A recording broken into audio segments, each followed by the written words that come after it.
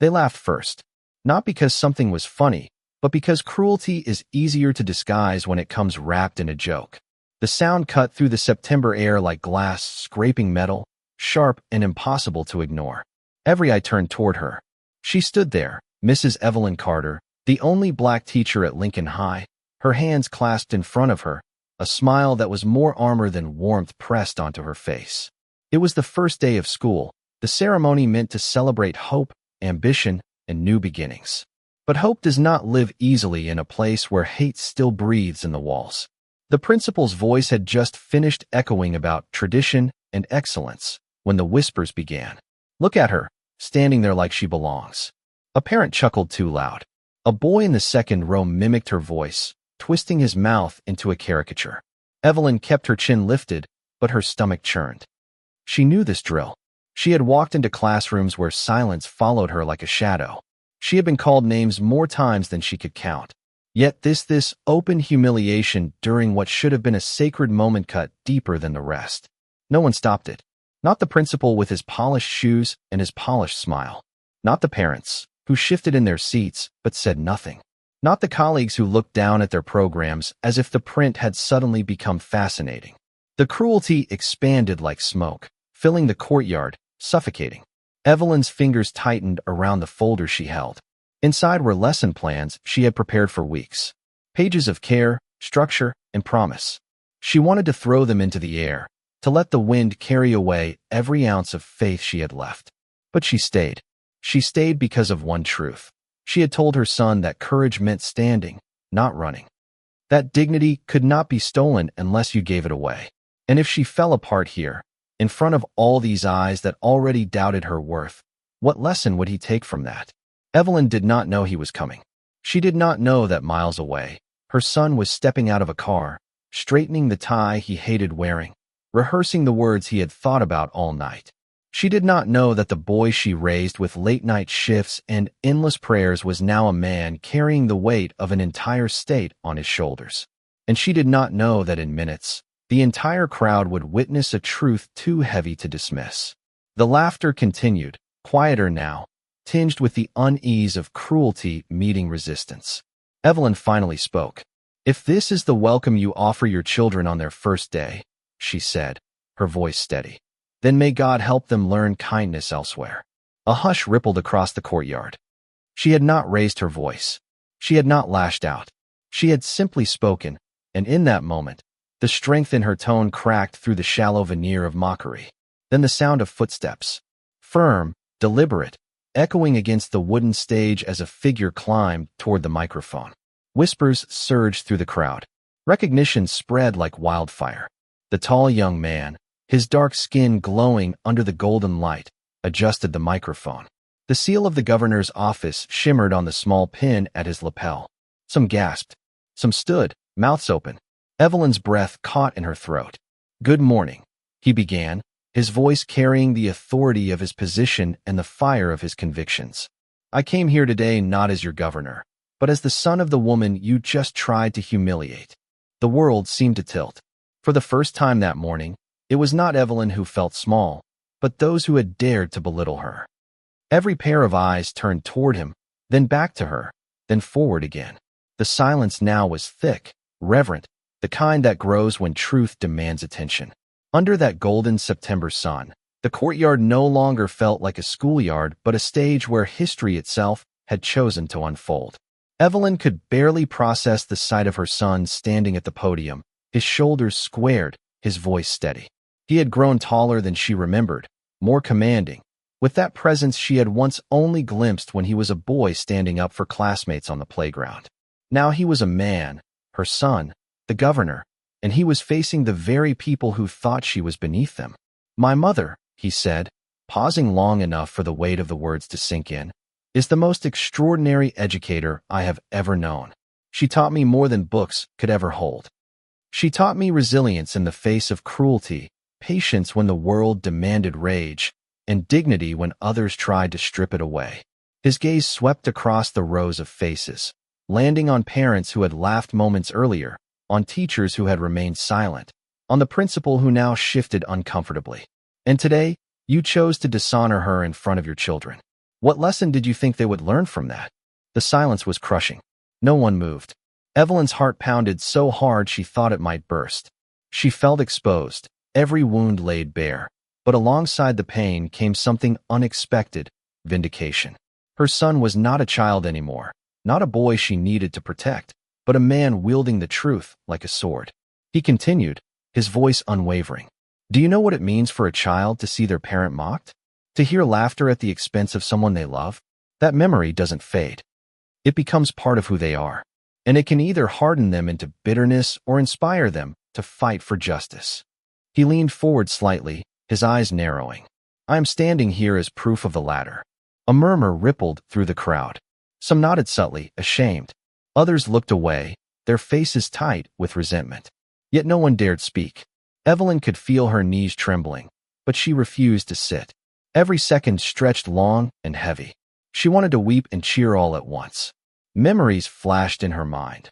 Nights working double shifts, mornings walking him to school with a packed lunch scraped together from what little she had, evenings spent reminding him to believe in himself when the world told him otherwise. And now, here he was, reflecting all of that sacrifice back to her in a single, radiant moment. Her son, Governor Marcus Carter, raised his chin. If any of you doubt her worth, then doubt mine as well, because I am who I am because of her. And if you cannot respect her, then you cannot respect the office I hold. I will not tolerate it. His final words hit like thunder. The principal attempted a nervous smile, stepping closer to the podium as if to regain control of the ceremony. Well, Governor Carter, Marcus cut him off. No, don't try to smooth this over with platitudes. Today is about accountability. The golden light seemed to intensify, washing the courtyard in brilliance, and Evelyn felt it not just on her skin, but in her soul. For the first time, the mockery did not define the moment. Her son did. A boy in the front row, no older than 10, raised his hand timidly. His voice broke the tension like a small stone skipping across water. She's my favorite teacher, he said, looking straight at Evelyn. She makes me feel like I can do anything. His words, so simple and unpolished, carried a power that adults in the crowd could not muster. Others followed. A girl whispered to her friend, then shouted, She helped me with my reading. Another parent, eyes damp, muttered, She tutored my son after hours. I never even thanked her. One by one, confessions spilled into the golden air, each one a fragment of truth that rebuilt what cruelty had tried to break. Evelyn's heart swelled, tears threatening to fall, but she held them back, not out of shame, but out of sheer awe. Marcus let the voices grow before he spoke again. This is what dignity looks like. This is what resilience teaches. My mother has been giving you her best for years while you gave her mockery in return. Today, I ask you to think carefully. What kind of example are you setting for your children? Because whether you realize it or not, they are watching. The principal cleared his throat, face flushed. Mrs. Carter, he began, fumbling. On behalf of the school, I would like to save it, Marcus said sharply, not even glancing at him. Your apology is not owed to me. It is owed to her. Dozens of eyes turned toward Evelyn. For the first time, she did not feel like prey under the gaze of the crowd. She felt like a queen, draped not in jewels but in truth. She inhaled slowly, letting the power of the moment sink into her bones. She met the principal's eyes. You don't owe me words, she said softly, her voice carrying anyway. You owe me change. Change in how you treat not just me, but anyone who walks into this place different from you. Start there. The governor smiled faintly, pride flickering across his face. Evelyn had not needed his defense to be powerful. She had always carried it within her. But his presence had revealed it to everyone else. Applause began hesitantly from the back row, a slow clap that built into something louder, fuller, unstoppable. Parents stood. Students cheered. Not all, but enough to transform the air. It was not perfect, not universal redemption, but it was a beginning. And sometimes, beginnings are enough. Evelyn finally allowed the tears to slip down her cheeks. She did not wipe them away. They were not a sign of weakness, but proof of endurance. She had endured, and she had triumphed. Later, as the ceremony stumbled forward, altered and heavy with its earlier truth, Evelyn caught Marcus's eye. He descended from the stage, weaving through the crowd, and for a moment he was not the governor, Not the man who carried the weight of a state, but her boy again. He wrapped his arms around her, and she leaned into him, the golden light spilling over them both like a blessing. "You didn't have to come," she whispered, her voice breaking. "Yes, I did," he said simply. "I had to." And in that embrace, Evelyn Carter realized something. The cruelty she had endured had not been erased, but it had been conquered by love, by courage, and by a son who refused to let the world forget her worth. The story was not over. Prejudice would not vanish in a single morning. But now, every time someone thought to laugh, to belittle, to humiliate, they would remember this day, the day a mother stood tall, and her son made the world stand still. The applause did not end quickly. It rolled across the courtyard like a tide, uneven but powerful, growing louder as more hands joined, as more voices pushed themselves beyond hesitation and into conviction. Some clapped because they meant it, others because silence felt impossible in the face of truth, but to Evelyn it did not matter. For once, she was not standing alone. Still, as she looked across the sea of faces, she could see the fractures. There were those who applauded stiffly, their eyes still hard, their pride wounded. Others clapped as if the act itself could cleanse them of guilt, but their hearts remained untouched.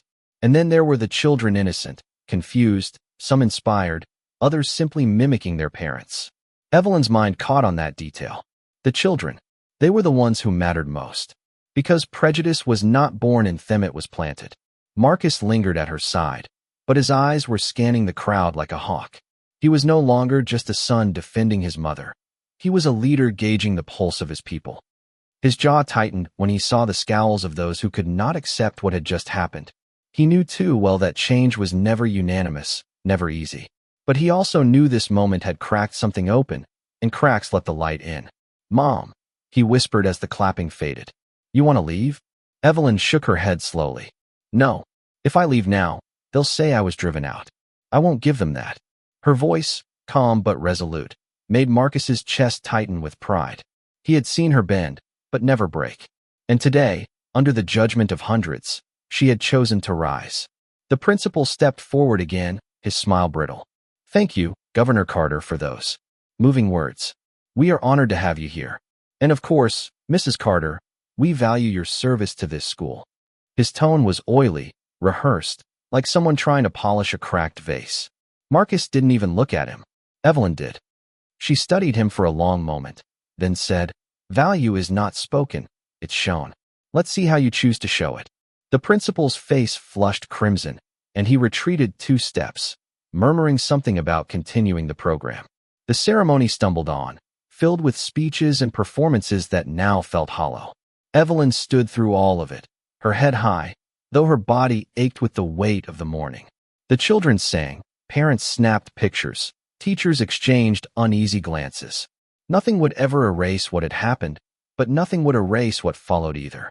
When it ended, the courtyard dissolved into chatter. Some approached her awkward, fumbling words of apology spilling out. "We didn't mean it like that. You know how kids are. You're stronger than I could ever be." Evelyn accepted their words with a nod, but inside she felt the sharp sting of their cowardice. Where had these voices been when the laughter rang out? Where had their support been when she needed it most? Others avoided her altogether, slipping away quickly, pretending to check their phones or chase after children. She noticed them too. She always noticed. Marcus stayed close, shaking hands, his presence impossible to ignore. The badge of his office gave weight to every word he spoke. Yet when the crowd finally thinned, he turned to her with eyes that were no longer the governor's, but her son's. "Let's walk," he said. They left the courtyard together, the golden light still spilling across the campus. The quiet of the hallway was a relief after the storm outside. Evelyn leaned against the lockers for a moment, closing her eyes. "You didn't have to do that," she murmured. "Yes, I did," Marcus replied. His voice was soft now, stripped of its public armor. "All my life, you fought for me. Today, I fought for you. That's how it should be." She opened her eyes and looked at him. Really looked. The boy she once held, the teenager who once stormed into the house after being called names, the man who now carried the power of an entire state, all of him, was standing here. And she realized something. She had not just raised a son. She had raised a legacy. "Do you know," she whispered, "that when you were little, I used to pray over you every night.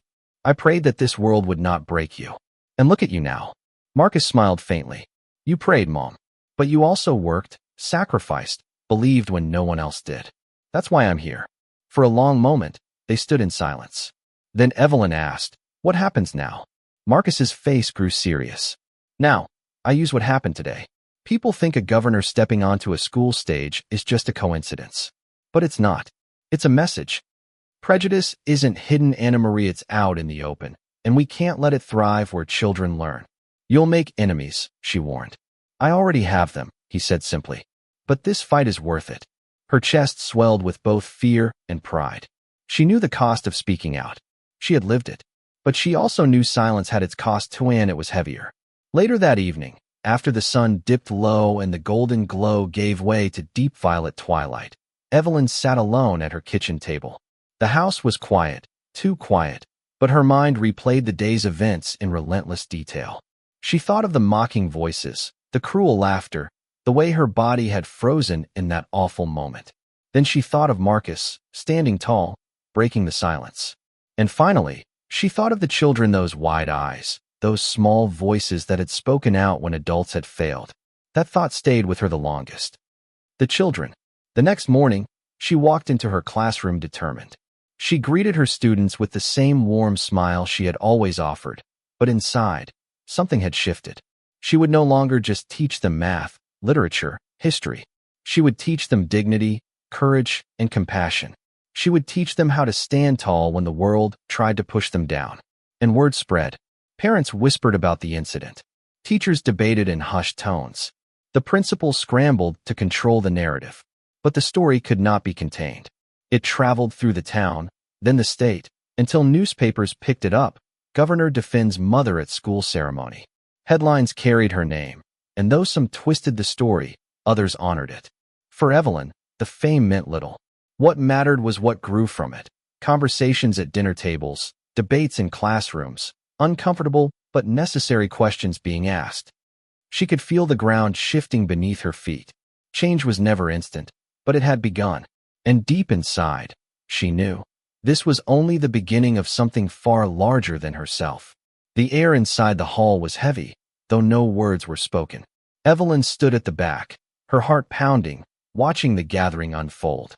It was months after that unforgettable opening ceremony, and now the whole town had come together not for celebration, but for reckoning.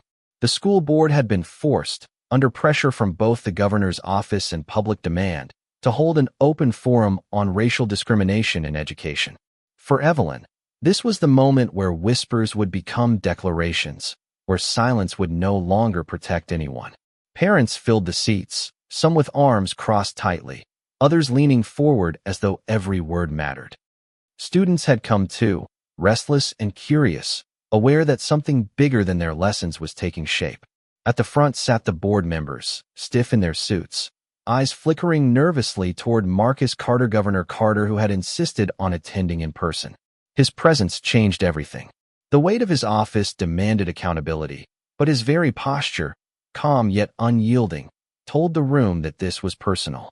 When Evelyn's name was called to speak, a murmur rippled through the crowd. She walked slowly to the podium, her hands trembling but her back straight. For a moment, she couldn't find her voice. She remembered that awful day, the laughter, the shame, the silence of people who should have stood beside her. She remembered the golden sunlight and Marcus's words that had lifted her out of humiliation. She remembered the children's voices, pure and unfiltered, declaring her worth when adults had failed. Her throat tightened, but she forced herself to begin. "I have been a teacher for 20 years. I have stayed late to help children who struggled, bought supplies when the school could not provide them, and given every ounce of myself to this community. Yet, on that day, I was not seen as a teacher. I was not seen as someone who belonged here. I was humiliated because of the color of my skin. And the worst part is, it did not shock me." Gasps stirred the room. Evelyn pressed forward. "It did not shock me because prejudice has lived here for as long as I have. It has whispered in classrooms, laughed in hallways, hidden in decisions about who gets hired, who gets promoted, who gets respect. And every time we ignore it, every time we stay silent, we teach our children that cruelty is acceptable, that dignity can be denied. She paused, her eyes sweeping the crowd. But I am here to tell you, it cannot. Not anymore. The words sank deep. Some shifted uncomfortably, others lowered their eyes. Marcus nodded slowly, pride glowing in his gaze. A father stood suddenly, his voice trembling. She helped my daughter when no one else would. And I stayed quiet that day. I am ashamed. His confession broke the tension like glass shattering. Soon after, a mother rose, admitting she had laughed nervously at the jokes, fearing what others would think if she defended Evelyn. Then, astonishingly, one of the students spoke out, his voice clear and strong. I don't want to grow up in a school where people think it's okay to humiliate someone for being different. That's not what I want to learn. The floodgates opened. One by one, voices rose, some to confess, some to demand change, some to resist with stubborn pride. Yet the conversation had begun, and there was no turning back. Marcus eventually took the podium. He did not raise his voice. He didn't need to. What happened to my mother was not an isolated incident. It is part of a pattern, a sickness that we have allowed to fester in silence. And if we do not confront it here, in our schools, then where? Because our children are watching. And if they see us fail, they will carry that failure into the future. He leaned forward, his gaze unflinching. I will use every tool at my disposal, as governor and as a son, to make sure change comes. But real change does not begin with laws. It begins with courage. Your courage, in this room, today. By the time the forum ended, nothing was resolved in policy, but everything had shifted in spirit. The conversation had been cracked wide open. The community could no longer hide behind polite silence. And for Evelyn, that was victory enough. Weeks later, the sun once again spilled golden across the school courtyard. It was quieter this time. No speeches, no laughter, just Evelyn walking slowly after the final bell. She paused, looking at the steps where she had once stood, humiliated and trembling. The memory was sharp, but it no longer held her captive. That day had been her breaking point, but it had also been her turning point. Marcus walked beside her, his suit jacket slung over one arm, exhaustion etched into his face from the endless battles of politics. Yet when he looked at her, his expression softened. You've changed everything, you know. Evelyn smiled faintly. No, we did. He shook his head. You endured. I just followed your example. They stopped where the sunlight painted everything gold. Evelyn turned to him, her heart swelling with love so fierce it almost hurt. Do you know what matters most to me, Marcus? Not that you're governor. Not that you defended me. What matters is that you became a man who values justice, who uses his voice to lift others. That's the true measure of my life's work. Marcus's throat tightened. And what matters to me is that I had a mother who showed me how to be that man. For a long moment, they simply stood there, two figures bathed in golden light, the teacher who had endured cruelty, and the son who had risen to power because of her resilience. Around them, the world still held prejudice, still carried hatred, but here, in this moment, love and dignity had claimed the final word. Evelyn reached for his hand. Promise me something, she said softly. Anything. Promise me that no matter how hard it gets, no matter how loud the world becomes, you'll never stop fighting for those who don't have a voice. Marcus squeezed her hand. I promise. And with that promise, the golden light seemed to swell, wrapping them both in warmth.